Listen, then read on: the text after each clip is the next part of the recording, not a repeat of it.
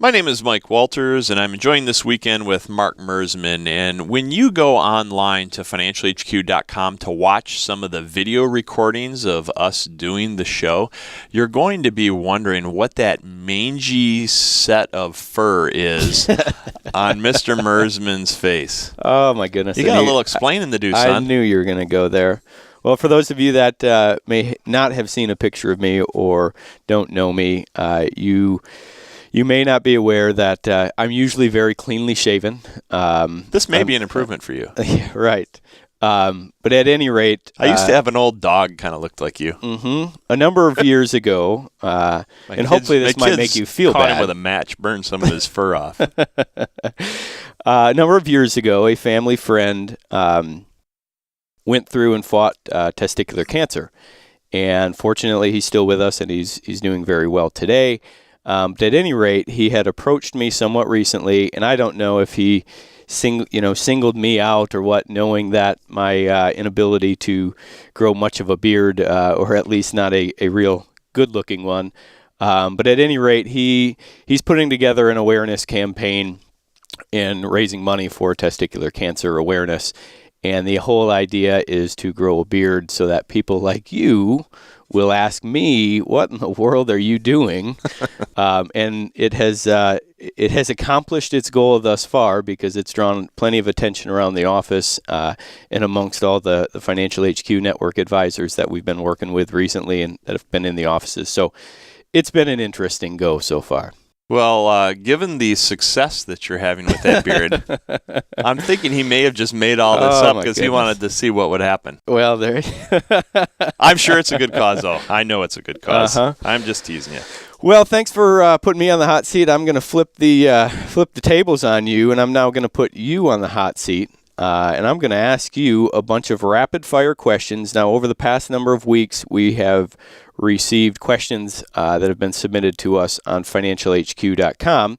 We invite all of you to either call in with your questions at 888-888-9572, or feel free to go on to financialhq.com and ask any financial question that you might be having. So wanted to run through, Mike, and hopefully in a minute or less you can answer each of these questions and give our listeners a little bit of direction.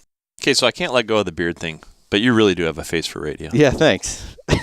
Sorry, go ahead. You were saying.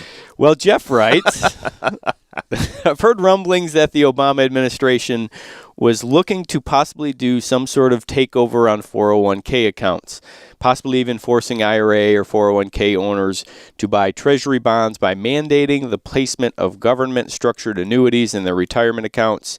Do you think this is a real possibility? Well, I think everything is a possibility with this administration, but I think the odds are probably against that. I would imagine it would be a very tough sale through Congress and the various powers that be to get something like that truly accomplished. I've also heard that the target may become more in the 401k realm and less in the IRA realm, which, if that were to occur, would probably encourage a lot of people, when and if they ever have the chance to transfer and or roll money out of their 401k, they would want to do so to get it over to an IRA so that they maintain that full control. Mm-hmm. And by the way, if you're contemplating that sort of thing, Jeff, I would recommend go take advantage of the report that we have on 401k mistakes to avoid, and you might find that quite helpful as well out on the website. Thank you, sir. I appreciate that. Now, Ruth Ann writes, Mike, what do you think will happen with the fiscal cliff issue, and what steps should I take with my financial plan as a result? Again, I would think that the odds-on favorite for the fiscal cliff are that we will not go over the cliff, as they say.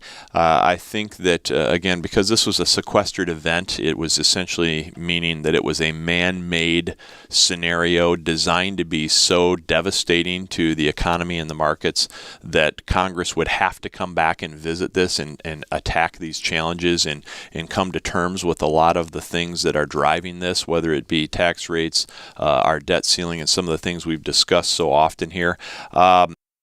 I doubt that we will get there. Most likely, they will either kick the can further down the road with some sort of an extension, or there will be certain compromises that will be made. But in terms of preparing for the worst, if you will, I do think it's important that you take the time to identify some of the stuff we've been talking about on the show here today with tax decisions you need to make and actions you need to take before the end of 2012. I think you should take advantage of that taxpayer awareness guide we mentioned not long ago as well, which is available at financialhq.com, and probably good to sit down with one of the Financial HQ advisors and really walk through what does your plan look like in a worst case scenario should things really go bad in this country. You're listening to America's Financial Headquarters. This is Mark Mersman, and I have been peppering my co-host Mike Walters with some questions from listeners. The next one, Mike, Roger writes, what exactly is an inherited IRA and what are the benefits? Well, what happens is you're basically doing what's called a stretch IRA. An inherited IRA is a stretch IRA, and what it really does is it continues on the tax deferral for, in most instances, what I'll call the next generation, whether it's a child or even a grandchild. And the required minimum distributions are then based on that younger life expectancy. So it's important that you are looking at this in advance. If you're the one who's setting this up, you need to look at this in advance and identify exactly what is it you're trying to accomplish with the stretch IRA. Sure, and I think it lends its hand to legacy planning and having that conversation, which actually brings up a great point that with the holidays coming up, yes, now is great an incredible time to sit down with family and get into that discussion. It's a perfect time when family members are in town to discuss exactly how assets will be transferred. Now, I know we're doing the rapid fire stuff, but can I just add that really is something I would encourage you to consider doing. Most families have never done that, and the people who we work with through the Financial HQ Network advisors who in fact do sit down and have that discussion, usually it's around the holidays, as you pointed out, Mark. When they sit down and have that kind of discussion with the family, it really changes everyone's outlook about what things look like into the future while you're still alive, but also once you've passed and what that means to the rest of the family. Mike, in the essence of time, I'm going to combine the next two questions because I think they go hand in hand. Elaine writes, how much of my pre-retirement income should I plan on replacing in retirement? And then Tim writes a somewhat similar question. I'm 57 and my wife is 53. We have a pension, are debt-free, including our home, and have $900,000 in retirement savings. Can we afford to retire early?